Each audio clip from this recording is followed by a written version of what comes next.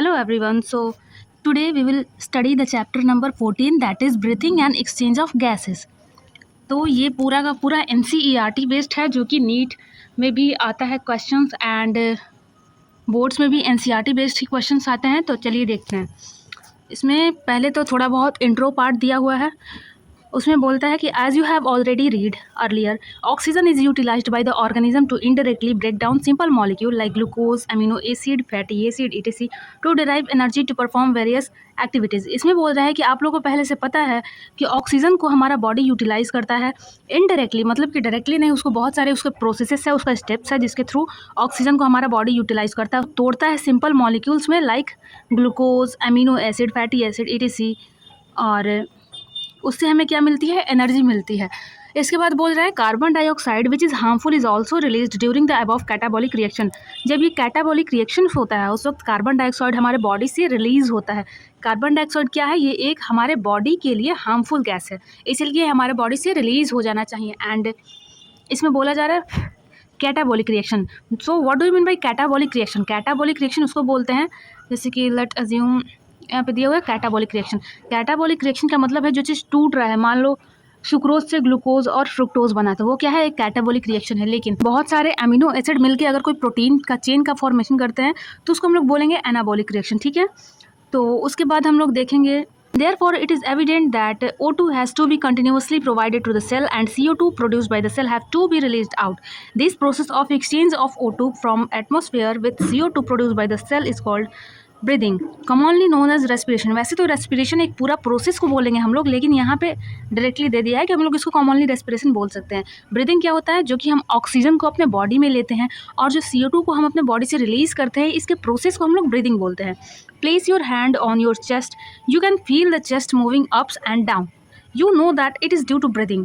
How do we breathe, हम लोग आके ब्रीथ करते कैसे हैं?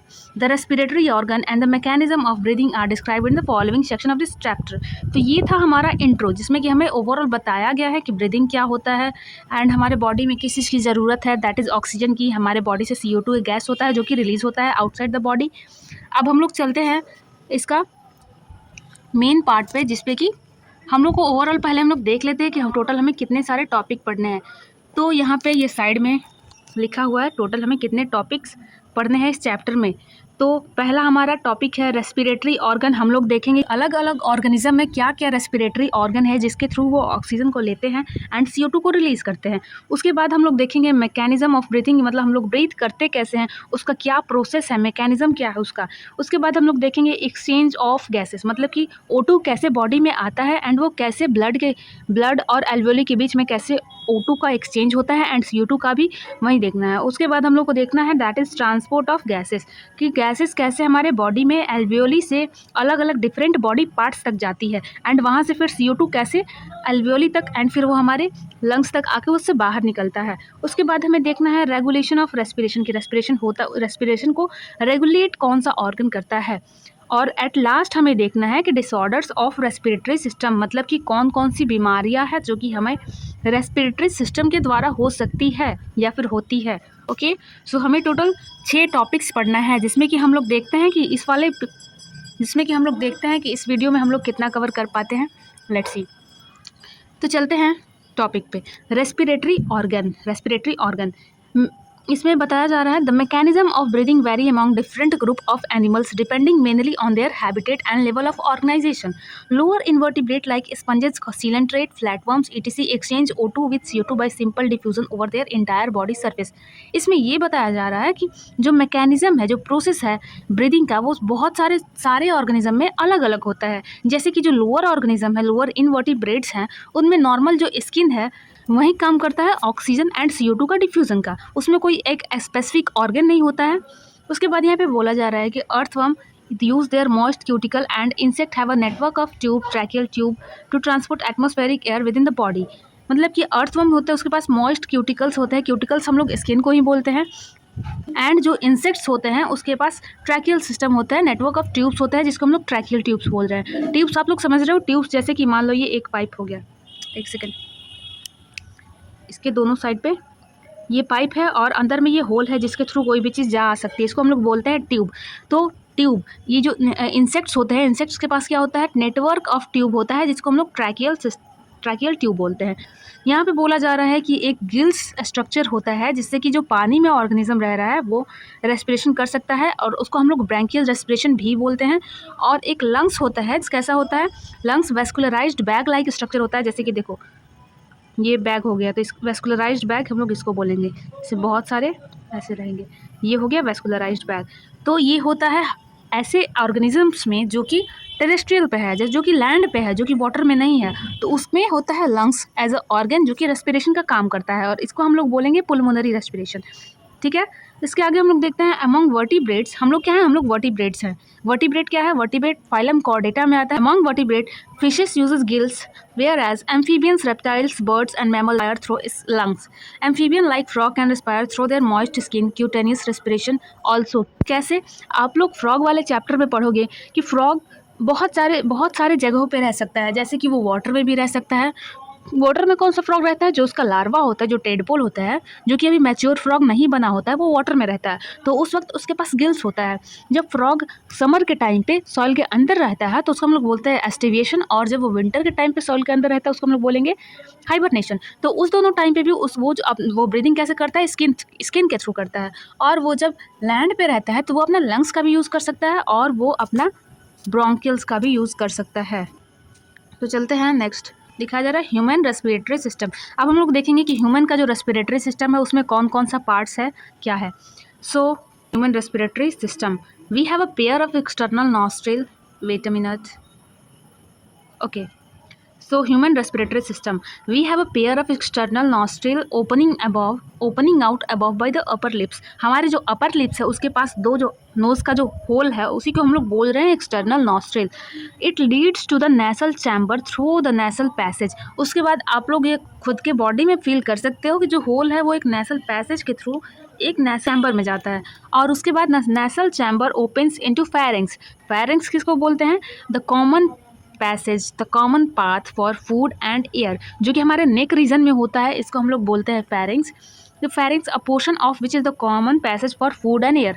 The pharynx open through the larynx region into the trachea.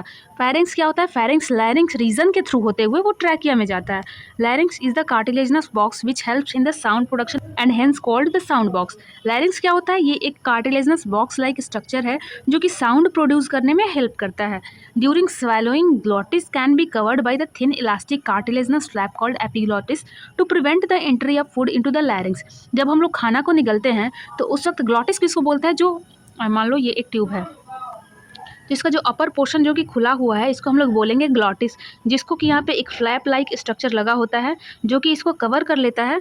कब कवर करता है इसको, तब वो कवर कर लेता है जब हम लोग कुछ खाते हैं तो जो ट्रैकिया का ये जो आउटर पोर्शन है जिसको हम लोग ग्लॉटिस बोल रहे हैं, इसको ये एपिग्लॉटिस कवर कर लेता है, सो दैट फूड इस ट्रैकिया वाले पाइप में ना जाए और ट्रैकिया वाले पाइप में ना जाए, ताकि क्योंकि कभी कभी देखते हो कि आपको खाते हुए खांसी आ जाती है। वो क्यों होती है, क्योंकि कभी कभी फूड हम लोग खाते हुए कुछ सोचते रहते हैं तो वो गलती से फूड इसके अंदर चली जाती है।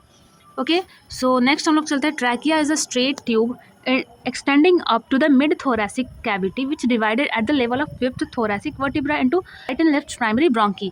ट्रैकिया क्या है, एक स्ट्रेट ट्यूब है जो कि अभी मैंने बताया, यहाँ पे ट्रैकिया एक स्ट्रेट ट्यूब है जो कि फिफ्थ लेवल पे, फिफ्थ थोरैसिक वर्टिब्री जो लेवल है उसके पास से ये राइट और लेफ्ट पार्ट में डिवाइड हो जाता है। ठीक है, each bronchi undergo repeated division to form the secondary and tertiary bronchi and bronchioles ending up to the very thin terminal bronchioles. वो अब क्या होता है, जैसे कि आप लोग पेड़ देखिए, वो पेड़ में क्या होता है कि बहुत सारे ब्रांचेस निकले होते हैं, तो वैसे ही हमारा जो ट्रैकिया है, अब ट्रैकिया से बहुत सारे ब्रांचेस निकलते हैं, वो ब्रांचेस पतले होते जाएंगे जैसे जैसे डिवाइड करते जाते हैं।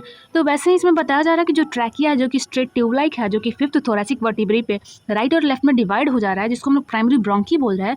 अब वो प्राइमरी ब्रोंकी डिवाइड होकर सेकेंडरी ब्रोंकी बना रहा है, फिर secondary bronchi, tertiary and further bronchioles ending up in a very thin terminal bronchiole. बहुत थिन, मैंने बोला ना कि जैसे जैसे डिवाइड होगा वो पतला होते जा रहा है। The trachea, primary, secondary and tertiary bronchi and the initial bronchioles are supported by incomplete cartilaginous ring. Complete क्यों है, क्योंकि ट्रैकिया ये हो गया तो इसके पीछे ओसोफेगस होता है, तो इसीलिए वो उस साइड से इसको कवर नहीं कर पाता है, ये बस आगे के साइड से जो रिंग्स है वो आगे के साइड से लगे रहते हैं, ठीक है।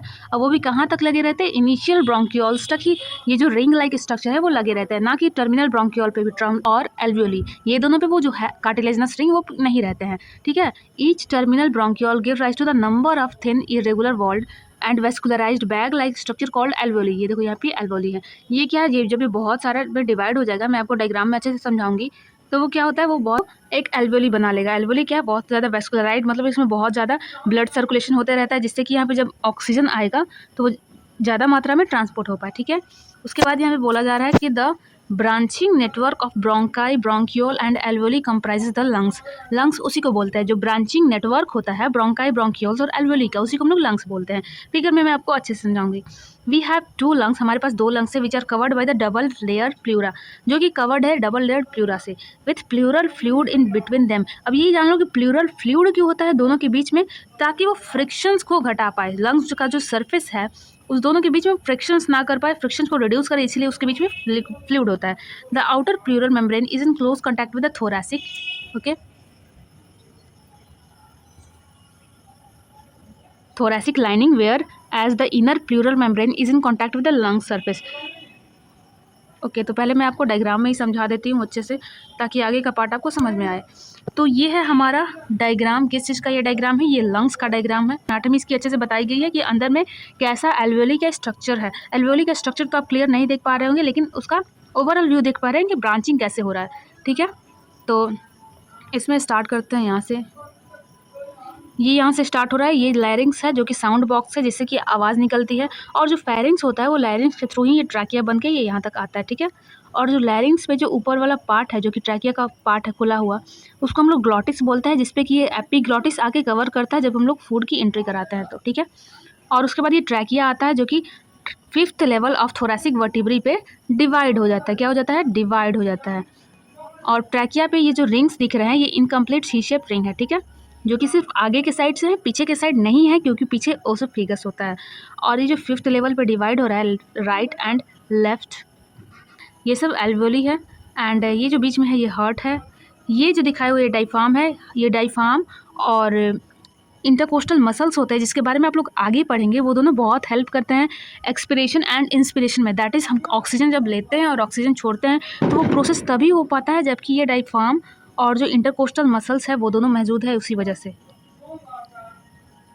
तो ये हम लोगों ने लंग्स देख लिया, जिसमें कि ये एल्वियोली बताया, ये ब्रोंकियोल्स है, ये है प्लूरल फ्लूइड। देखो ये प्लूरल फ्लूइड है जो कि फ्रिक्शंस रोकता है, और ये प्लूरल मेम्ब्रेन जो कि इनर साइड्स में लंग्स से कनेक्टेड है एंड आउटर के साइड में थोरैसिक वॉल से कनेक्टेड है, ठीक है। चलो अब देखते हैं next. Okay, the part starting with the external nostril up to the terminal bronchiole constitute the conducting part, whereas the alveoli and their duct form the respiratory or exchange part of the respiratory system. अब मैं ये बता दूं कि conducting part किसको बोलते हैं, जहाँ से कंडक्टिंग पार्ट का मेन काम क्या होता है, डस्ट पार्टिकल्स को रोक के रखे, जो कि एयर को ह्यूमिडिफाई करे और उस टेम्परेचर है उसको बॉडी टेम्परेचर इतना करे, ये सब काम होता है कंडक्टिंग पार्ट का। और जो एक्सचेंज पार्ट का काम होता है वो है गैसेस का एक्सचेंज कराना। The conducting part transport the atmospheric air to the alveoli, clear it from the foreign particle. वही सब बातें लिखी हुई है जो कि मैंने अभी बताया, जो that is humidify and also bring the air to the body temperature. Exchange part is the site of actual diffusion of O2 and CO2 between the blood and the atmospheric air, ठीक है। The lungs are situated in the thoracic chamber which is anatomically an air-tight chamber, तभी हमारा सांस लेना possible होता है।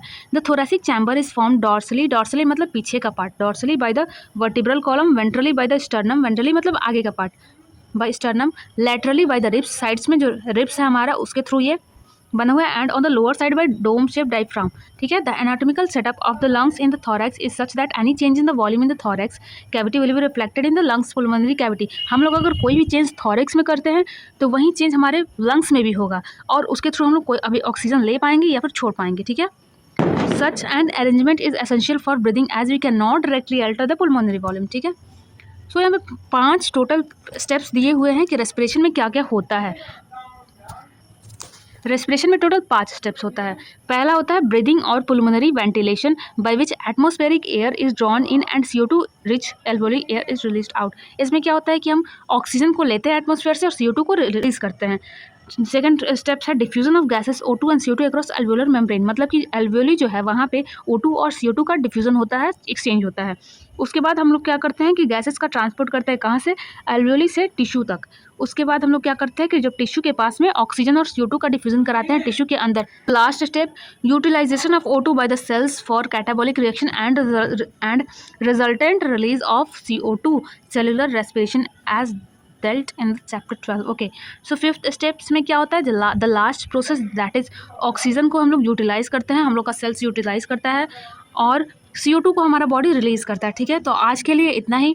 Next video में हम लोग देखेंगे second topic that is mechanism of breathing, breathing कैसे होता है। ठीक है।